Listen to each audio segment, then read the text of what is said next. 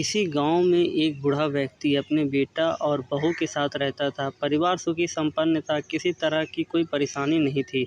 बूढ़ा बाप जो किसी समय अच्छा खासा नौजवान था, आज बुढ़ापे में हार गया था। चलते समय लड़खड़ाता था, लाठी की जरूरत पड़ने लगी, चेहरे झुर्रियों से भर चुका था, बस अपना जीवन किसी तरह व्यर्थ कर रहा था। घर में एक चीज़ अच्छी थी कि शाम को खाना खाते समय पूरा परिवार एक साथ टेबल पर बैठकर खाना खाता था।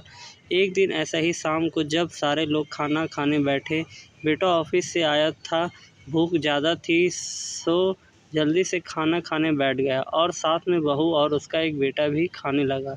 बूढ़े हाथ जैसे ही थाली उठाने की हुए, थाली हाथ से छिटक गई, थोड़ा दाल टेबल पर गिर गई।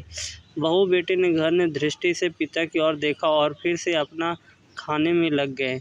बूढ़ा पिता ने जैसे ही अपने हिलते हाथों से खाना खाना शुरू किया तो खाना कभी कपड़े पे गिरता, कभी ज़मीन पर।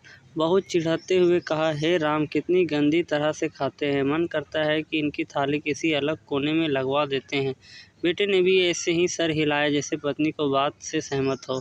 उनका बेटा ये सब मासूमियत से देख रहा था। अगले दिन पिता की थाली उस टेबल से हटाकर एक कोने में लगवा दी गई। पिता की डबडबाती आंखें सब कुछ देखते हुए भी कुछ बोल नहीं पा रही थी।